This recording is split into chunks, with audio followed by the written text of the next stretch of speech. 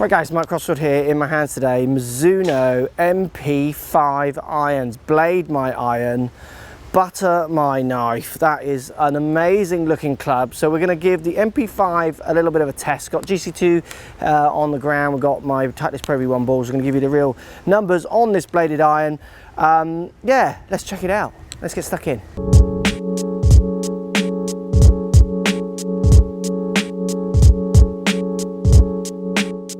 Right guys, Mizuno MP5 irons. So we've got grain flow forged heads, which have been in Mizuno's irons for a long time now. So they're very proud in their forging process to try and give you the best feel and consistent feel across the face and consistent ball speeds across the face by the quality of their forging is what they'll say. How big a difference you'll notice between that and other clubs is up to you to decide. We've got this kind of channel running through the back of MP5s. Now I've seen this in older models. It is a little bit with bladed clubs, a thing about kind of appealing to maybe the market at the time, isn't there? Because you know, you'll notice that in these clubs the word tech is not brandished around as much as it is in other hunks of metal. I always like that word tech, because these are going to be trading off on their looks. They're going to be trading off on their feel, through the sound, the appearances as you put it down on the ground. Now when it comes to appearances, you don't get much better. I've got a 6 iron here in my hand, very thin sole, very thin top line, even though Mizuno is saying it's thicker than prior models, which has been quite popular. Now this little channel that runs through the back is allowing them to just keep a little bit of weight behind the hitting area a bit more. So they're kind of branding them as a forgiving, well that's the wrong word, a kind of more, a gentle cavity backed bladed iron is almost where they're putting them. Let's hit them and see how they feel. Right, so we're going to start off with a 6 iron, definitely down by the ball. I mean, they say it's a slightly thicker top line. I'm not seeing it. It's very thin. It's next to no offset in the design. You get the kind of grayer finish when the chrome around the outsides. It does frame up very nice.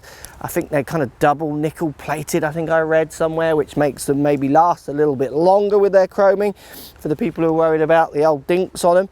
Let's give it a hit. I mean, down by the ball, it's everything beautiful and classic about a MP iron that you would expect. Hitting the club, it is crazy feel. I mean, it's that's as nice as it gets.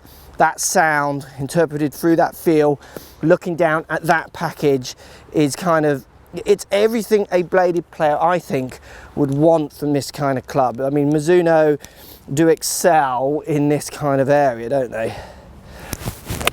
I mean, they just make these so desirable. For someone who does not use this iron, hasn't done for years, I am so tempted to put them in the bag because of that sound, that feel, and they do just look really classy down by the ball. Let's give it another hit. I've got a 4 iron over there as well. Let's see how classy I am with a butter my knife bladed 4 iron. Caught that one slightly lower on the heel. Definitely feel like I would get drop-offs with ball speed, obviously, because you haven't got as much help. How much that actually is when measuring maybe is another video.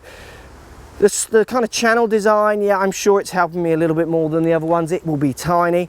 I think the looks, they're doing everything I would want this club to look like. They're saying it's a slightly bigger blade, but it doesn't really look that way to me. It still looks very small and kind of tour proven. People like that one, don't they? Let's try the 4 iron. Again, it's just a sliver of a club. I mean, I don't even use a 4 iron anymore. I think the lofts in these clubs obviously much truer. I think if I put these in the bag, I would almost be tempted to carry the 4 iron, but I will show you the distances, and I have got some readings with the 4 iron as well, just to show you what I can and can't do with this club.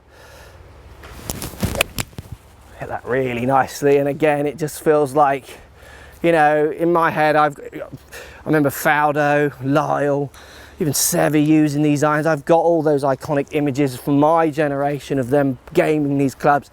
And it does just make it so desirable, and the whole package and the looks does. Like I say, with this club, it's not going to be about your bells and whistles marketing, your kind of tech, as companies like to call it. It's going to be so much more about the looks. So let's show you a little bit of data around these clubs. I mean, that's a lovely shot, but I'm not going to be hitting this club very high because I'm not the best long iron player, so you don't get any height. Let's show you some data around the 4 iron and the 6 iron that I captured, which I think is really interesting. Right, here we go. Let's look at some data. So the 6-iron for me is carrying 165, which is about where my 6-iron at that loft would go for me. I use slightly stronger lofted clubs, which is why I push a little bit more out of it. Peaking height at 31 yards. Again, that's a fraction lower, launching around 18 degrees. So it's a lower, slightly lower flight with nearly 6,000 revs, 5.6 revs, topping out at kind of 5.9. So again, it's that I've hit 6-irons from other companies where the spin rate's in the 4,000s. They don't crank lofts, they say, and but obviously the spin rate doesn't affect the fact they might stop the other end. Interesting ones, that ones. So you're getting much truer numbers to what the club is kind of delivering you on these ones, and exactly where I'd expect them to be. Now, I then hit a 4-iron in the MP5, and I was carrying 183 average, topping out at 189. I would argue the 4-iron in this set is going to perform like the 5-iron almost, not quite, but almost in my set that I've used in the past. So that's why I said earlier that I probably would have to carry the 4-iron. Now I also, so it's carrying 183 and then it's spinning at 4.7 for a 4-iron, which is fine, launching at 15 degrees. I then actually tried the MP25, which is the other model, just to compare how much from the bladed to a little bit more cavity would make a difference. And it's quite interesting. My average carry went up to 186, so I went 3 yards further, and I peaked height a yard higher. I spun a little less, and I launched it half a degree higher. So you could blend any of these Mizuno sets at the minute, and it's going to make a small difference there, but that would make enough difference for me not to use that bladed 4-iron and to maybe go in a 25 or even up to the H5, which is what I'm using at the minute. So I think they're in a very interesting place with their irons at the minute, Mizuno. They've definitely got some interesting step throughs.